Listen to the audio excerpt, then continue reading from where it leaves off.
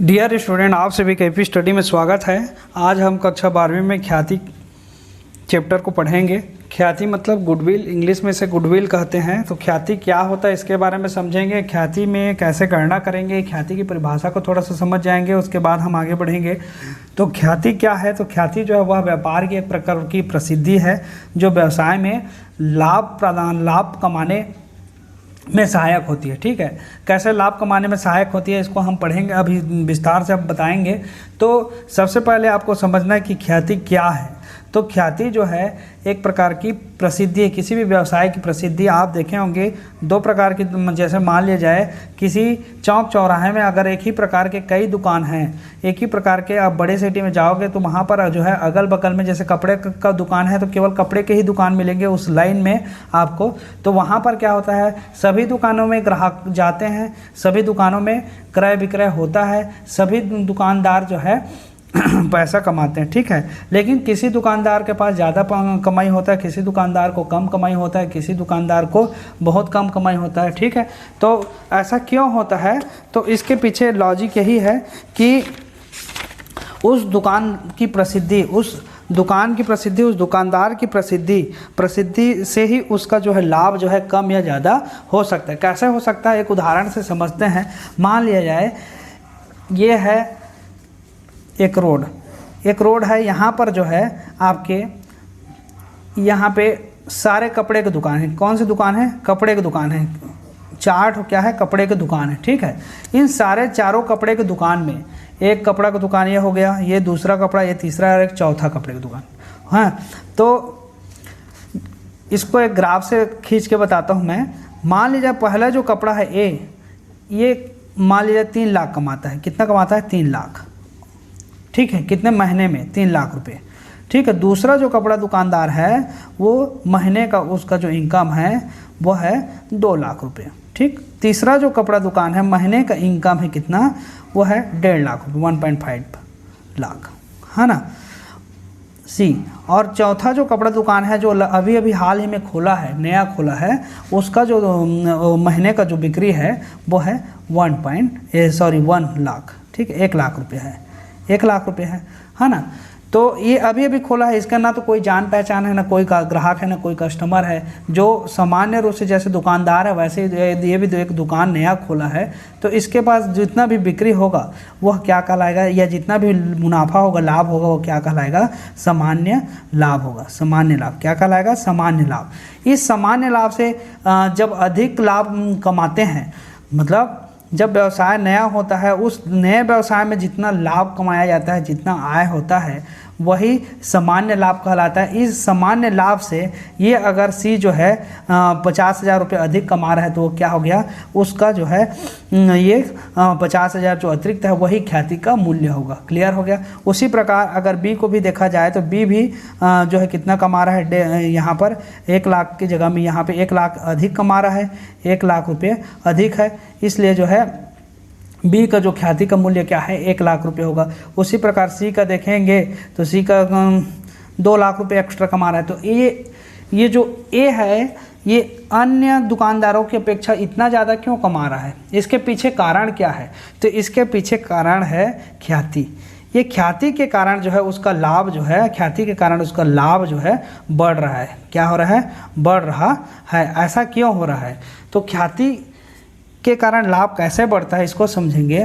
तो यह दुकान हो सकता है पुराना हो, पहला बात। दूसरा ये है कि इस दुकानदार की जो व्यवहार है वो अच्छा हो अन्य दुकानदारों से, या यह दुकान जो है उस क्षेत्र में फेमस हो गया हो, इस कारण जो है इसका लाभ जो है अधिक। फेमस कब होता है इंसान या कोई भी दुकानदार फेमस कब होगा? जब उसका जो दुकान में जो मटेरियल है, जो सामग्री है वो अच्छी हो, उसका व्यवहार अच्छा हो, ग्राहक से बातचीत करने का तरीका अच्छा हो, वो ग्राहक को सेवाएं अधिक प्रदान करता हो, ग्राहक की सभी बातों को सुनता हो। तो इस प्रकार उसके अंदर अनेक गुण होंगे जिसके कारण जो है उसका जो व्यवसाय है वो कहीं अन्य दुकानों की अपेक्षा अधिक जो है बिक्री कर पाता है, जिसके कारण वो अधिक लाभ कमा पाता है। क्लियर हो गया?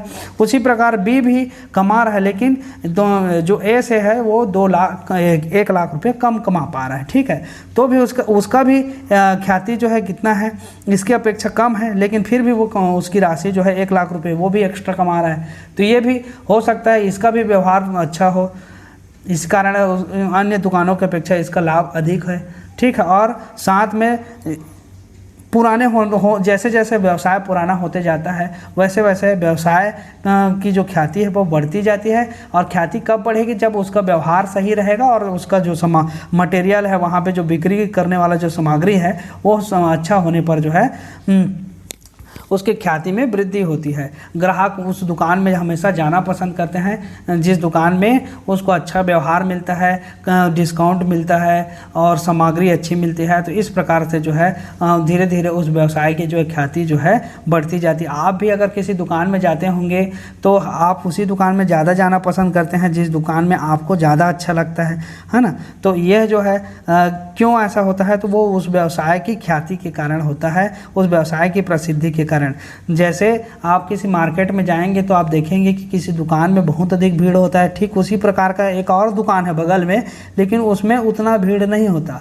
तो इसके पीछे लॉजिक क्या है, तो इसके पीछे लॉजिक यही है कि उस व्यवसाय का जो ख्याति है दूसरे व्यवसाय मतलब दूसरा जो दुकान है या दूसरा व्यवसाय उसकी तुलना में अधिक है, जिसके कारण उस व्यवसाय का जो मालिक है वो अधिक लाभ अर्जित कर पा रहा है, अधिक लाभ कमा पा रहा है। क्लियर हो गया। तो सामान्य लाभ से अधिक लाभ जो होता है वही हमारा क्या होता है, ख्याति होता है। क्लियर हो गया होगा। ठीक, ये चीज़ समझ गया। तो ख्याति क्या है, तो ख्याति जो है एक प्रकार के व्यापार की प्रसिद्धि है, व्यवसाय की प्रसिद्धि है और साथ ही ये संपत्ति है। क्या है, ख्याति एक संपत्ति है। और किस प्रकार की संपत्ति है, तो एक अमूर्त संपत्ति है, अदृश्य संपत्ति है जिसको हम देख नहीं सकते, केवल अनुभव कर सकते हैं। ठीक, तो यहाँ पर ख्याति का देखिए शब्दावली है, वह लाभ जो संबंधों एवं प्रतिष्ठा से मिलता है वो क्या कहलाता है, ख्याति कहलाता है। वह लाभ जो संबंधों एवं प्रतिष्ठा से मिलता है क्या कहलाता है, ख्याति कहलाता है। औसत लाभ, तो यह गत वर्षों के लाभों का औसत है। औसत लाभ किसे कहते हैं, तो गत वर्षों के लाभों का जो औसत निकालते हैं उसे हम क्या बोलते हैं, औसत लाभ कहते हैं। अधिलाभ क्या है, तो जब कोई साझेदारी फर्म उसी प्रकार की अन्य फर्मों के सामान्य लाभ से अधिक लाभ अर्जित करती है तो उसे हम अधिलाभ कहते हैं। जैसे यहाँ पर हमने उदाहरण में समझा कि ये सामान्य लाभ है, इस लाभ से अगर अधिक लाभ अर्जित कर रहे हैं तो क्या कहलाएगा, अधिलाभ। 1.5 ये है, यहाँ पे 1 है तो 50,000 क्या हो गया, अधिलाभ हो गया। ठीक, उसके बाद यहाँ पे क्रय की गई ख्याति, ऐसे ख्याति जिसे क्रय करने के लिए फर्म मूल्य चुकाती है उसे क्या कहेंगे हम, क्रय की गई ख्याति बोलेंगे। स्वयं द्वारा सृजित ख्याति, तो ऐसी ख्याति जो फर्म द्वारा अपने व्यापार तथा सेवाओं से उत्पन्न होती है, स्वयं द्वारा सृजित ख्याति कहलाता है। ठीक है, इसके बारे में हम और चर्चा करेंगे अभी विस्तार से। तो आप थोड़ा सा आप इसको देखते जाइए। प्रच्छन्न या प्रच्छन्न मतलब छिपी हुई ख्याति। ठीक है, हिडन गुडविल, नए साझेदार द्वारा लाई गई पूंजी के आधार पर ज्ञात फर्म की कुल पूंजी एवं फर्म की वर्तमान पूंजी का अंतर, मतलब ज्ञात कुल पूंजी और फर्म की वर्तमान पूंजी का अंतर क्या है, प्रच्छन्न ख्याति है। ठीक है, प्रीमियम, तो वह नगद राशि जो नए साझेदार द्वारा फर्म के में प्रवेश के समय पुराने साझेदारों को भुगतान की जाती है। नया साझेदार फर्म में प्रवेश करेगा तो पुराने साझेदारों को जो भी राशि भुगतान करेगा उसे हम क्या कहेंगे, प्रीमियम कहेंगे। क्लियर हो गया। अब हम थोड़ा सा ख्याति का अर्थ और परिभाषा को समझ जाते हैं, उसके बाद हम सीधा डायरेक्ट जो है उसके जो इम्पोर्टेंट है पॉइंट है उसकी ओर आगे बढ़ेंगे। तो व्यवसाय का वह नाम या यश, यश को ही हम प्रसिद्धि बोलते हैं, तो व्यवसाय का वह नाम या यश जो उसे उसके ग्राहकों एवं अन्य संबंधित पक्षों द्वारा अच्छे संबंध व प्रभावपूर्ण कार्यशैली के कारण प्राप्त होती है, ख्याति कहलाती है। क्लियर हो गया, ख्याति कहलाती। क्यों, तो उसके ग्राहकों एवं अन्य संबंधित पक्षों द्वारा अच्छे संबंध व प्रभावपूर्ण कार्यशैली के कारण प्राप्त होती है, उसे हम क्या कहेंगे, ख्याति कहेंगे। अन्य शब्दों में देख लीजिए, प्रत्येक व्यापारी अपने कठिन परिश्रम और ईमानदारी से ख्याति अर्जित करता है, उसके व्यापार का भविष्य भी इसी कीर्ति पर निर्भर करता है। मतलब जो कठिन परिश्रम करेगा, ईमानदारी से व्यवसाय करेगा, है ना, उसका जो कीर्ति है, मतलब उसका जो क्या बोलना चाहिए, व्यवसाय है वो क्या हो जाएगा, बढ़ते जाएगा, हमेशा उन्नति की ओर रहेगा। प्रत्येक व्यापारी अधिक लाभ कमाना चाहता है। यह लाभ व्यापार के नाम, व्यापार का चरित्र, व्यवहार, ईमानदारी आदि से प्राप्त होता है। इससे व्यापार की बिक्री बढ़ती है तथा बिक्री बढ़ने से लाभ में भी वृद्धि होती है। लाभ में वृद्धि ही व्यापार में ख्याति का कारण बनता है। क्लियर हो गया। सरल शब्दों में यह भी कहा जा सकता है कि सामान्य लाभ से अधिक लाभ अर्जित करने की क्षमता को हम क्या कहते हैं? ख्याति कहते हैं। और कैसे अर्जित सामान्य लाभ से अधिक लाभ अर्जित होगा? जब उस व्यापार में जो है ईमानदारी हो, उस व्यापार का जो स्वामी है वो ईमानदार हो और अच्छी सामग्री रखता हो, उसका चरित्र जो है अच्छा हो, व्यवहार अच्छा हो, तो इससे क्या होता है? उसकी ख्याति में वृद्धि होती है। उसका जो व्यापार है उसमें प्रसिद्धि मिलती है और उसके कारण जो है उसके दुकान में ग्राहक अधिक जाते हैं और ग्राहक अधिक जाने से बिक्री अधिक होगी और बिक्री अधिक होने से उसका मुनाफा भी अधिक होगा और यही मुनाफा ही जो क्या है?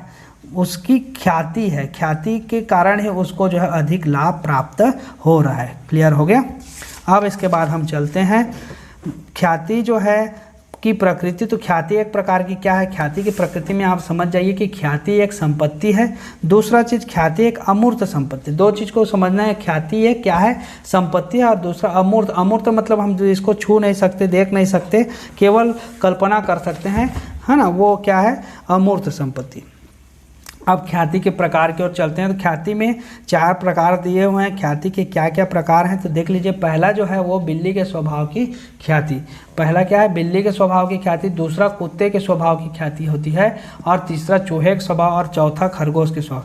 तो बिल्ली क्या होता है? बिल्ली की प्रवृत्ति कैसे होती है? आपको इसको सामान्य रूप से समझना। बिल्ली क्या करती है? बिल्ली जिस घर में रहती है उसी घर में रहती है। उस घर को छोड़ करके वह मतलब दूसरे जगह नहीं जाती है। अधिकतर देखे होंगे बिल्ली जिस घर आसपास के 1-2 घर में घूमती है उसी घर में हमेशा वह रहती है। उस घर से वो इधर उधर कहीं जाती नहीं है।